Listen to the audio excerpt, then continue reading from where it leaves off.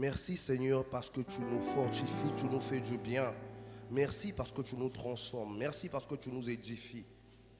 Seigneur, nous voulons encore te confier à part ces temps de partage. Je te prie que tu nous soutiennes. Je te prie que tu nous fortifies. Je te prie Seigneur que tu nous guérisses. Je te prie Seigneur que tu nous réconfortes. Je te prie Seigneur que tu nous consoles. Dans le nom puissant de notre Seigneur Jésus, nous disons Amen. Amen.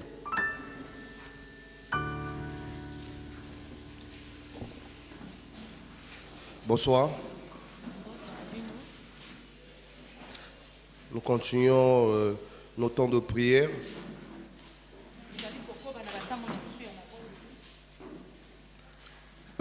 Avant de continuer, j'aimerais te dire quelque chose.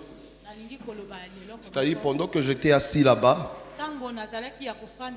j'ai reçu clairement une pensée.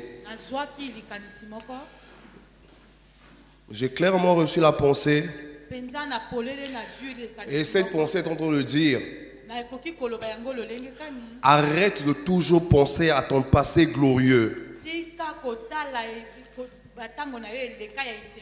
Arrête de toujours penser à ton temps glorieux. Mais avance avec le Seigneur. Avance avec le Seigneur. Avance avec le Seigneur. Progresse avec le Seigneur. Alléluia. Bien, mais écoute-moi s'il te plaît. David avait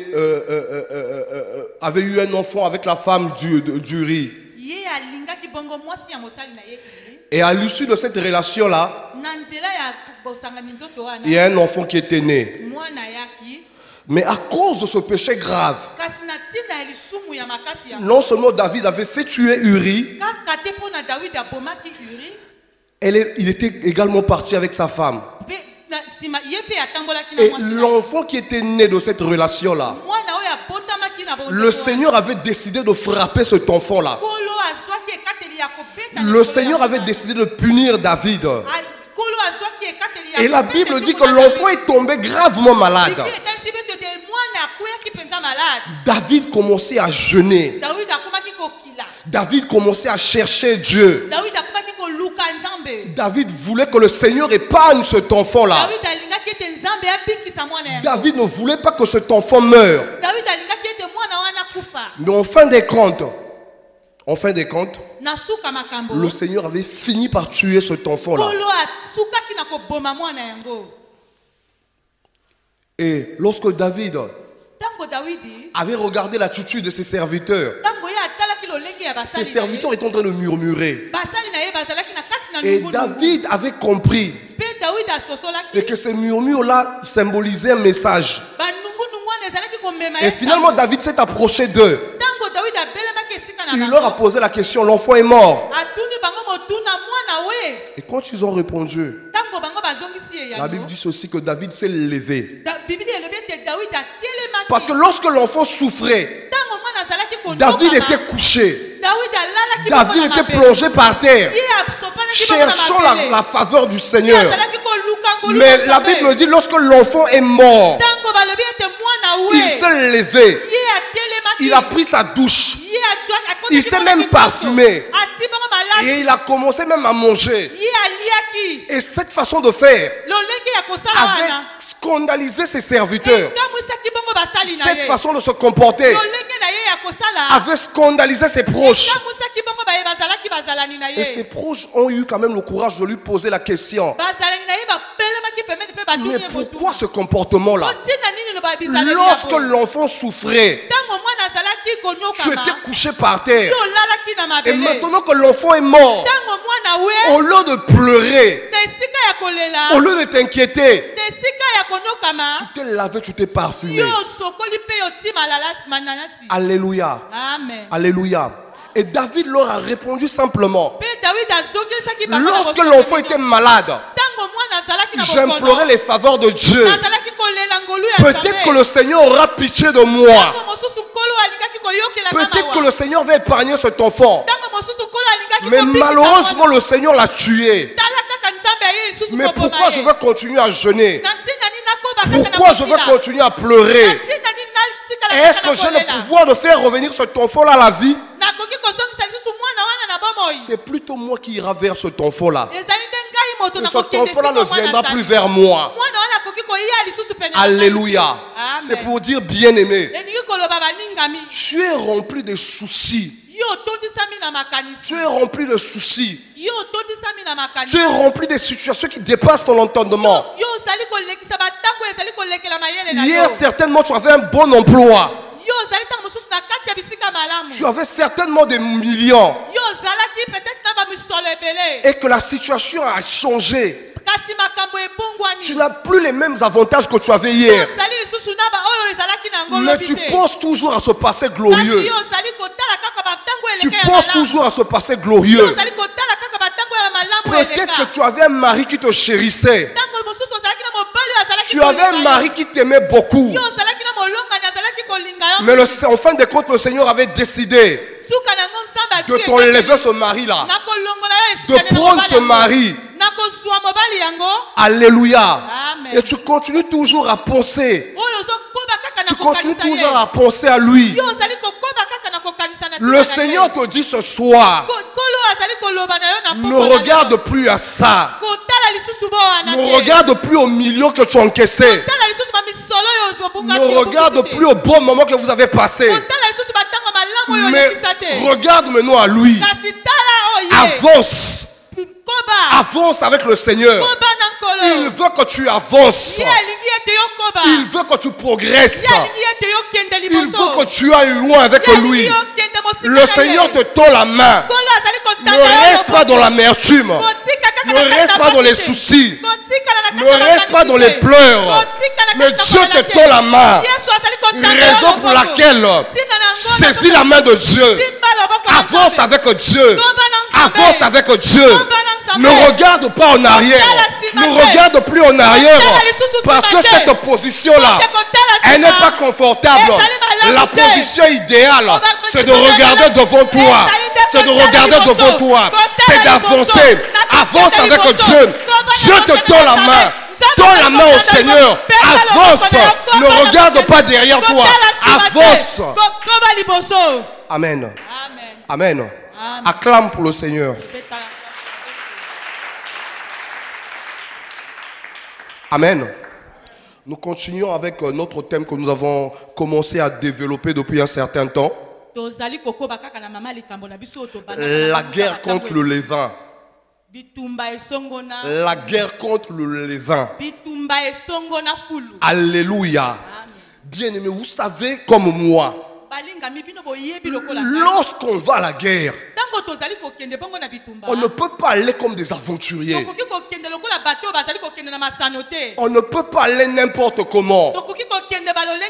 On ne va pas en guerre comme des moutons.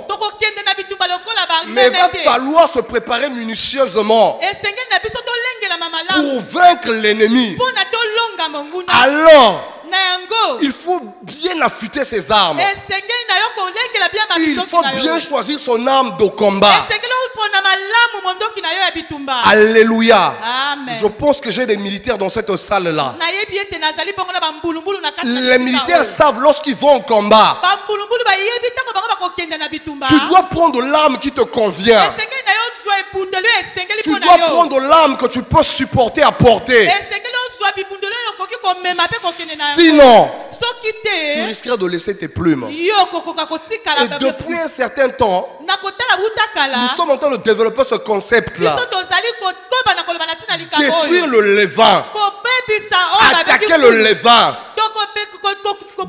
Déloger le levain. Alléluia. Amen. Si on déloge quelqu'un, si on décide d'aller déloger quelqu'un, c'est que cette personne-là est forte. C'est que cette personne-là n'est pas faible. Alors lorsque toi tu arrives, arrête de dormir. Lève-toi. Lève-toi. Prends l'arme qui te convient pour chasser le levain, pour détruire le levain. Parce que le Seigneur a certainement des choses à faire avec nous. Le Seigneur veut notre épanouissement. Le Seigneur veut que nous puissions avancer. Mais pour qu'il agisse, bien aimé, pour que nous puissions expérimenter la gloire de Dieu, il va falloir s'écarter du levain. Il va falloir chasser le levain. Parce que le Seigneur ne cohabite pas avec le levain. Le levain, en d'autres termes, est synonyme d'orgueil. Dieu n'aime pas les orgueilleux. Dieu n'aime pas les orgueilleux. Il fait grâce aux humbles. Dieu bénit ceux-là qui sont humbles. Dieu aime visiter ceux-là qui sont humbles. Je t'assure, bien-aimé, lorsque le Seigneur nous inspire des temps de prière comme celle-ci, ce n'est pas des temps en vain. Ce n'est pas parce que nous n'avons rien à faire et que le Seigneur décide de nous réunir en ce lieu. Bien aimé, le Seigneur veut faire des choses avec nous. Le Seigneur veut réaliser des grandes choses avec nous. Mais il veut que nous puissions nous lever. Il veut que nous puissions être motivés d'aller au combat, de déloger le levain, de se séparer du levain, de chasser le levain. Alléluia. Amen. Amen. Et notre sous-thème encore de cette nuit, c'est l'orgueil des pharisiens. Et nous l'avons puisé dans notre texte de base, Luc 18, 9 à 14. Luc 18, 9 à 14. Alléluia. Est-ce qu'on peut lire? Alléluia. J'aimerais que nous puissions lire tous. Amen. Est-ce qu'on peut aller? Certains croyaient. Allons-y ensemble. Certains croyaient.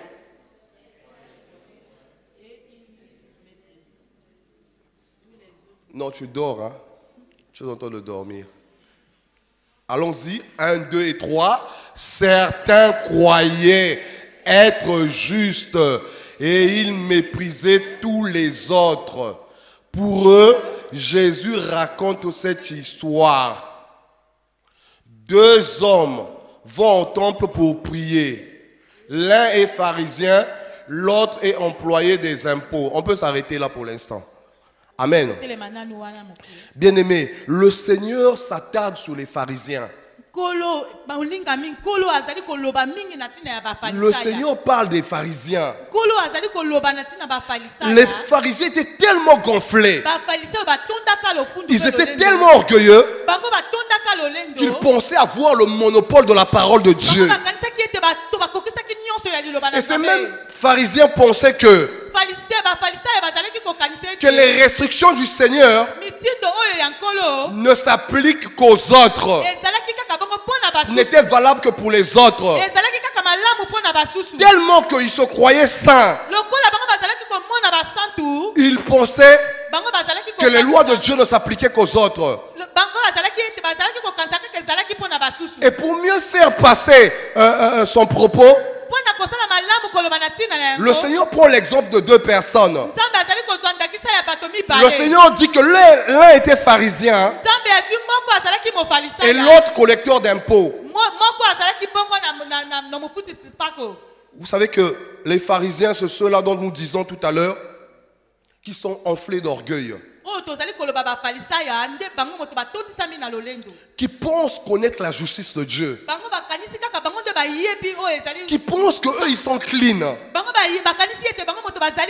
Ils pensent qu'ils ne commettent pas de faute. Ils pensent qu'ils sont justes. Eux ils pensent qu'ils ne pêchent pas. Alléluia. Alléluia. C'était des gens pourtant remplis de connaissances, mais qui interprétaient très mal la parole de Dieu. Ils interprétaient très mal la parole de Dieu. Ils conduisaient le peuple de Dieu à leur guise. Ils ne conduisaient pas le peuple de Dieu tel que le Seigneur le veut. Mais ils faisaient leur propre volonté. Ils prenaient la volonté de Dieu et ils foulaient la volonté de Dieu au pied. Alléluia. Amen. La Bible dit qu'ils avaient une haute opinion d'eux-mêmes. Ils avaient une haute opinion d'eux-mêmes. C'est-à-dire ce que les autres disaient, ce que les autres pensaient, ne les intéressait pas. Alléluia. Est-ce qu'on peut lire dans 2 Corinthiens 10, 12?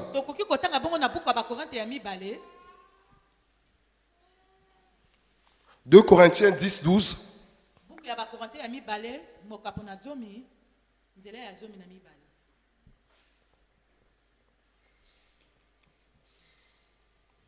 Nous n'osons pas nous égaler ou nous comparer à quelques-uns de ceux qui se recommandent eux-mêmes. Mais en se mesurant à leur propre mesure et en se comparant à eux-mêmes, ils manquent d'intelligence. Amen. Amen. La Bible est claire là-dessus. Les pharisiens avaient une autre opinion d'eux-mêmes. Ils interprétaient la parole de Dieu à leur manière. Alléluia. Alléluia. C'est des gens qui développaient un orgueil pas possible. Ces gens-là avaient la connaissance plus que les autres. Et pourtant ils avaient la connaissance plus que les autres. Mais la façon d'interpréter la parole de Dieu était mal. Ils réfutaient la parole de Dieu. Ils refusaient d'interpréter la parole de Dieu telle que le Seigneur avait instruit. Ils étaient des orgueilleux spirituels. Ils pensaient qu'ils étaient plus spirituels que les autres. Bien-aimés. Exactement comme certains bien-aimés. Qui pensent qu'ils ont atteint l'apogée. Qu'ils sont plus spirituels que les autres. Et que les autres ne connaissent rien. Qu'ils ont plus de connaissances que les autres. Ils connaissent la profondeur des Écritures. Et les autres ne connaissent rien. C'était des gens hautains. Alléluia. Alléluia. Et c'était des hommes qui se basaient souvent sur les œuvres. Les pharisiens se basaient souvent sur les œuvres. Ils pensaient qu'en donnant régulièrement la dîme, ils pensaient qu'en faisant beaucoup de monde, pouvait les sauver. Pouvait les sauver. Alléluia. Bien-aimé, j'aimerais te dire cette nuit-là, malgré ta dîme, malgré tes offrandes, tu ne seras jamais sauvé. Tu ne seras jamais sauvé. La Bible nous parle de Corneille. La Bible dit que Corneille était un centenier romain. C'était un officier de l'armée romaine. La Bible nous dit que cet homme faisait beaucoup de monde. Cet homme-là aidait les Juifs. Cet homme-là assistait les Juifs. Il faisait du bien aux Juifs. Mais vous convenez avec moi. Vous convenez avec moi. Et que ce monde-là ne faisait pas de lui une personne exceptionnelle. Ce monde-là ne l'approchait même pas de Dieu. Mais la Bible dit ceci. Lorsque Pierre a reçu la révélation, lorsque Pierre a reçu son vision de visiter Corneille, et la gloire de Dieu était descendue sur lui. La gloire de Dieu était descendue dans sa maison. Tous ceux-là qui étaient dans la maison de Corneille étaient visités par la gloire de Dieu. Mais lorsqu'ils donnaient les aumônes, lorsqu'ils donnaient les offrandes, la gloire de Dieu ne venait pas. La gloire de Dieu ne venait pas. Mais c'est lorsqu'il a rencontré Pierre, lorsque Pierre l'a prêché la parole de Dieu, lorsque Pierre l'a présenté l'eau de vie, c'est à ce moment-là que la gloire de Dieu est descendue sur lui. Mais malheureusement pour les pharisiens, ils pensaient ceci, qu'en donnant beaucoup d'aumônes, que Dieu les accordait une faveur, que Dieu les regardait favorablement. Alléluia. Est-ce qu'on peut remettre le texte qui était là, s'il vous plaît? Luc 18, est-ce qu'on peut remettre ça? Alléluia. On peut continuer, on peut descendre. Alléluia. Non, reviens à 10. Jésus nous dit ceci. Il parlait des pharisiens. 2 hommes vont au temple pour prier. L'un est pharisien, l'autre est employé des impôts. La suite. Le pharisien se met devant, voici comment il prie dans son cœur. Mon Dieu, je te remercie parce que je ne suis pas comme les autres. Mon Dieu, je te remercie parce que je ne suis pas comme les autres. Bien-aimé, je l'ai dit tout à l'heure, Dieu n'aime pas les orgueilleux. Regardez l'orgueil du pharisien. Regardez la manière d'aborder, de présenter sa prière. Regardez le pharisien, la façon dont il priait.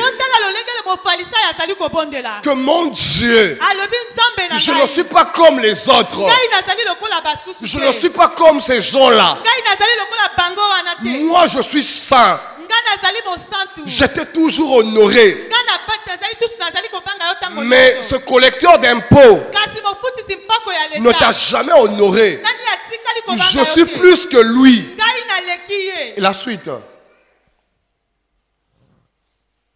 Je jeûne 2 fois par semaine. Je te donne le 10e de tout ce que je gagne. Alléluia. Bien-aimé, est-ce que pour notre temps de prière, est-ce que pour notre relation avec le Seigneur, tu as... Est-ce que lorsque tu jeûnes, tu es obligé de le propager partout? Il y en a même de ceux-là, quand tu jeûnes, tous ceux-là qui habitent son quartier doivent savoir qu'il est en train de jeûner. Lorsqu'il est en intimité avec Christ, tout le monde doit savoir qu'il a l'habitude de jeûner. Et même lorsqu'il a donné au Seigneur, même lorsqu'on fait des appels de fonds dans l'église, il veut que tout le monde soit au courant d'une montée exacte qu'il a donnée. Lorsqu'il a donné de l'argent, et parfois cette personne-là se permet de prendre le téléphone, d'informer même ceux-là qui n'étaient pas au culte que j'ai donné 10 millions au premier culte. Vous n'étiez pas là. On a fait un appel de foi à l'église. Mais je t'assure, la Kabeli Bangombo est belé. Je t'assure, j'ai donné beaucoup d'argent. Alléluia. Alléluia. Regardez l'orgueil des pharisiens. Ils aiment que tout ce qu'ils font, que le monde soit au courant. Que tout le monde soit au courant. Est-ce qu'en réalité le Seigneur a besoin de notre argent? Nous savons que nous donnons de l'argent. Nous donnons de l'argent pour contribuer à l'avancement de l'œuvre de Dieu. Mais le Seigneur n'a réellement pas besoin de notre argent. Dieu est tellement riche qui n'a pas besoin de notre argent. Alors, bien-aimé, lorsque tu donnes au Seigneur, lorsque tu partages au Seigneur, lorsque tu contribues à l'avancement de l'œuvre de Dieu, tu n'as pas besoin de faire la publicité. Tu n'as pas besoin de faire la publicité. Je me plains parfois chaque fin d'année. Chaque fin d'année, il y a des hommes soi-disant de bonne volonté qui font des aumônes aux orphelinats, qui font des dons aux pauvres. Mais lorsqu'ils font des dons aux pauvres, ils emmènent toutes les radios de la République. Ils emmènent toutes les télévisions de la République pour donner. Regardez l'orgueil. Le Seigneur même lui-même il dit, lorsque tu donnes, que les gens ne le sachent pas, et quand tu donnes en secret, cela réjouit mon cœur. Je n'aime pas ceux-là lorsqu'ils contribuent et par la suite ils font la pub. Alléluia. Amen. Alléluia. Amen. La suite.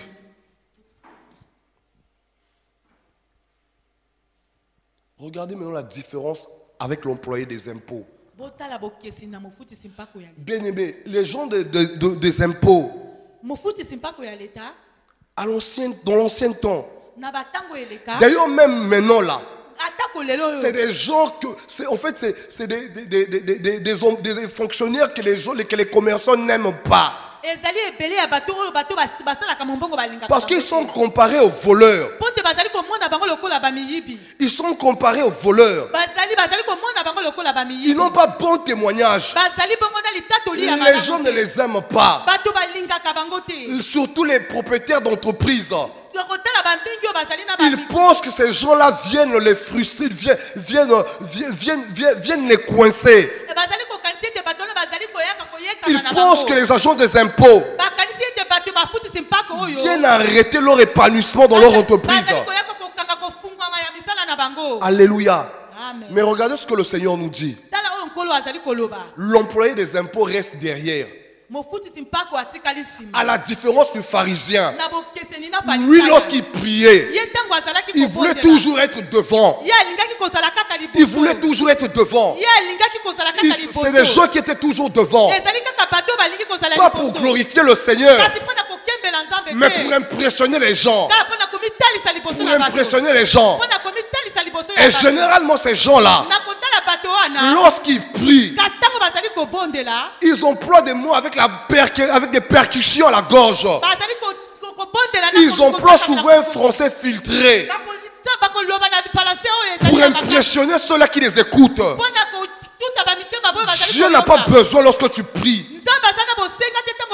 Dieu n'a pas besoin lorsque tu intercèdes que tu puisses l'impressionner, que tu sortes des gromologies. Dieu n'a pas besoin de ça. Dieu n'a pas besoin de ça. Ce qui intéresse le Seigneur, c'est notre sincérité, c'est notre humilité. C'est ce qui intéresse Dieu. Dieu n'aime pas que nous puissions l'impressionner, parce que les impressions ne l'intéressent pas. Alléluia. Amen. La Bible nous dit aussi que l'employé des impôts restait toujours derrière. Tellement qu'il craignait le Seigneur, certainement qu'il se sentait sale, certainement qu'il était conscient qu'il n'avait pas bonne vie, mais il se cachait. Il se mettait toujours derrière. Il craignait le Seigneur. Alléluia. Amen. La suite, il ne veut même pas lever les yeux vers le ciel. Il ne veut même pas lever les yeux vers le ciel. Tout simplement parce qu'il craignait son Dieu. Alléluia. Amen. Combien de fois nous, enfants, soi-disant citoyens, soi-disant enfants du royaume, lorsque nous faisons des choses pas conformes au Seigneur, lorsque nous rentrons dans l'impudicité, lorsque nous rentrons dans le vol, lorsque nous avons fait des mauvaises choses, mais Dimanche, lorsque nous nous retrouvons, ou encore lorsque nous nous retrouvons dans notre temps de prière, tu ne crains même pas de lever tes mains sales. Tu ne crains même pas de lever tes yeux vers le Seigneur. Alors que le jour d'avant, tu étais rentré dans l'impudicité. Tu es rentré dans le vol. Tu es rentré dans les calomnies. Mais tu ne crains pas de lever tes mains. Tu ne crains pas de regarder vers Dieu. Alléluia. Amen. Alléluia. Bien-aimé, à cause du manque de la crainte du Seigneur, Dieu avait sévèrement frappé Ananias et Saphira parce qu'ils ne craignaient pas le Seigneur, parce qu'ils avaient décidé de mentir au Seigneur, et le Seigneur les avait frappés. J'aime bien l'attitude de l'employé des impôts.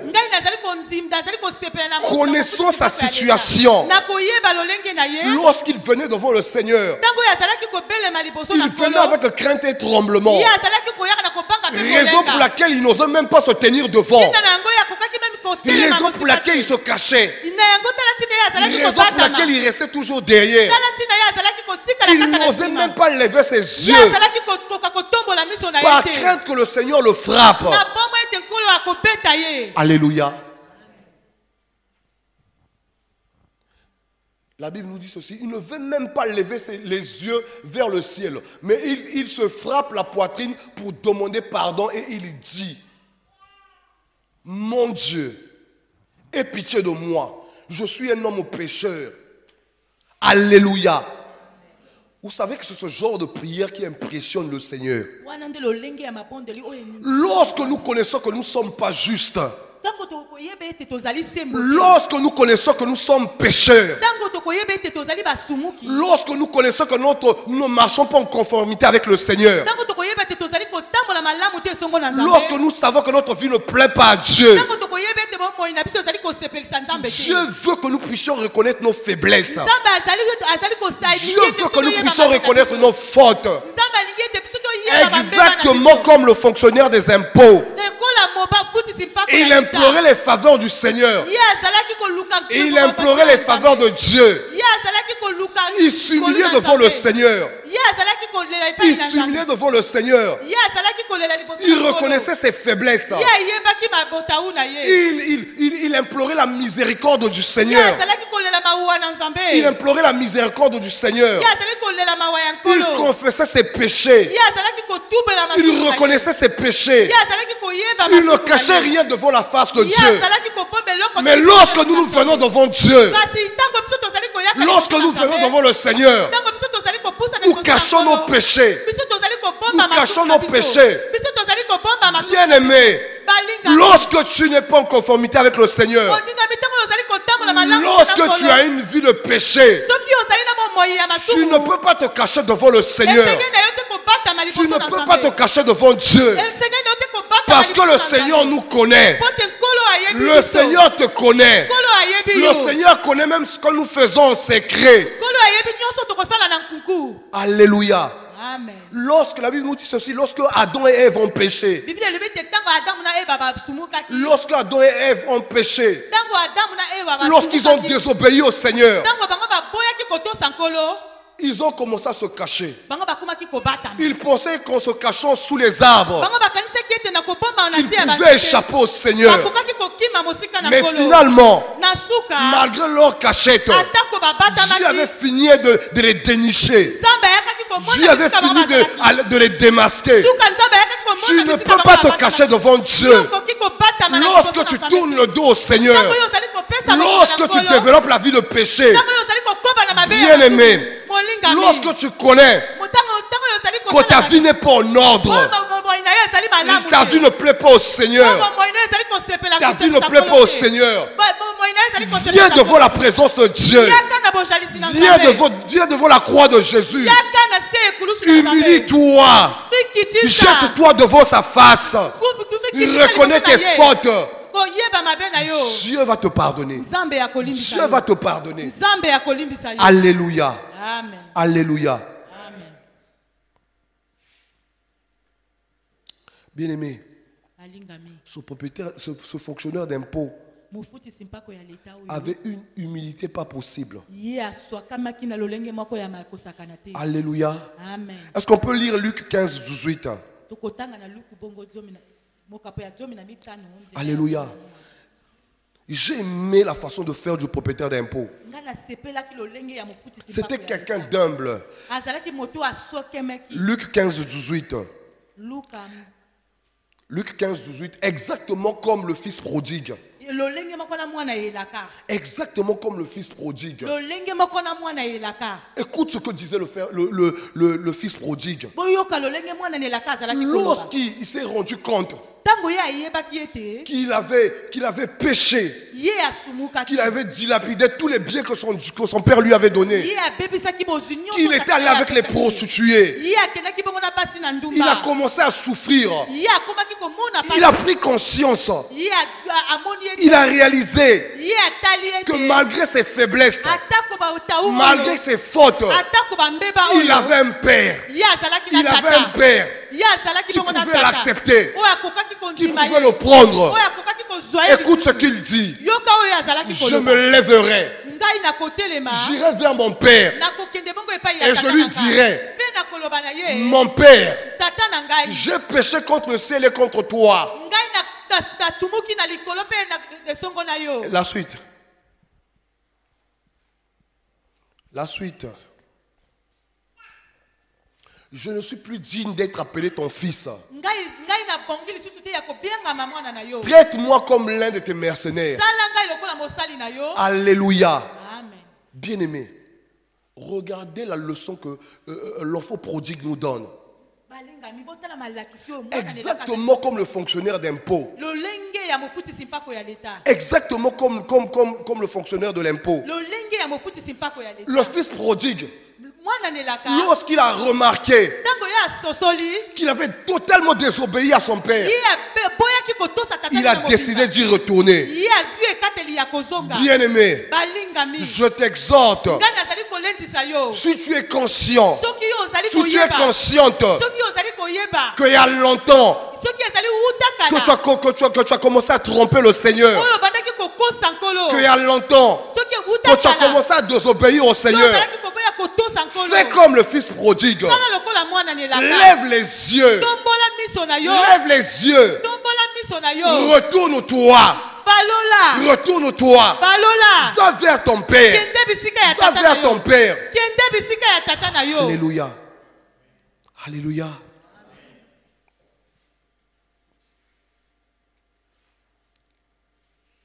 La Bible nous dit ceci, que le fils prodigue avait pris conscience. La Bible ne nous dit pas que lorsqu'il avait pris conscience,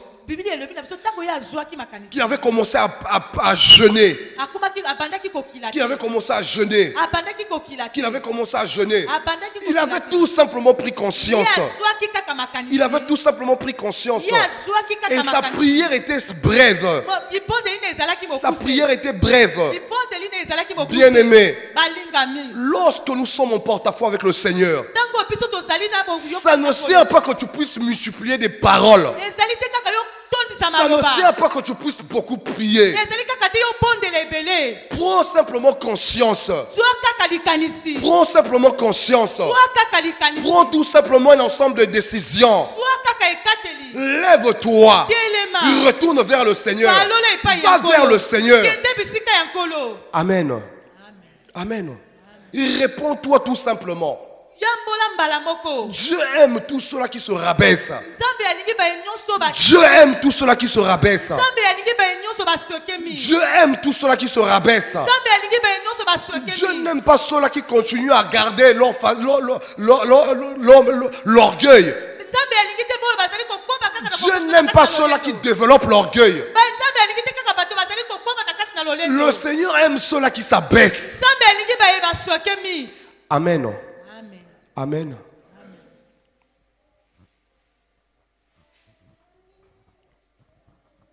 Bien-aimés, prenons conscience.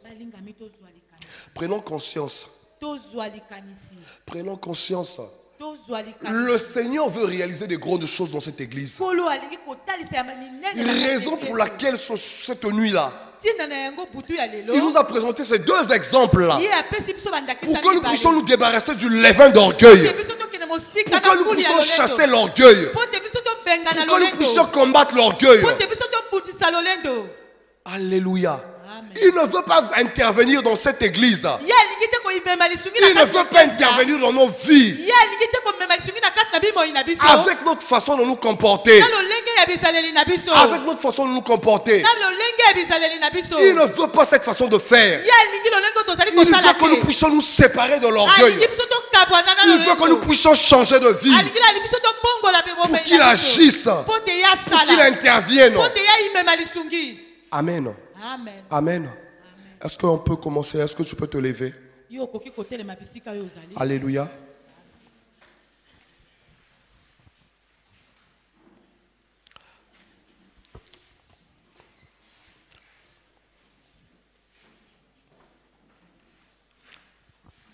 Amen. Est-ce que je peux commencer à bénir le Seigneur? Commence à bénir le Seigneur. Alléluia. Seigneur, nous voulons te rendre grâce. Seigneur, lève-toi bien-aimé. Est-ce qu'on peut bénir le Seigneur? Seigneur, nous voulons te dire merci. Nous voulons dire merci. Parce que nous savons que tu as des choses à réaliser avec nous. Mais à cause de notre attitude, mon Dieu, mon roi, tu tardes, Seigneur, à agir. Je te rends grâce ce soir. Je te rends grâce cette nuit. Parce que tu nous parles. Tu veux que nous puissions nous séparer du péché. Voilà pourquoi, Seigneur, nous voulons te rendre grâce. Voilà pourquoi nous voulons te rendre grâce. Voilà pourquoi nous voulons te bénir. Voilà pourquoi nous voulons te célébrer. Alléluia. Alléluia. Merci. Merci. Merci. Merci, Seigneur. Merci, Seigneur. Merci. Est-ce que les chants peuvent s'avancer?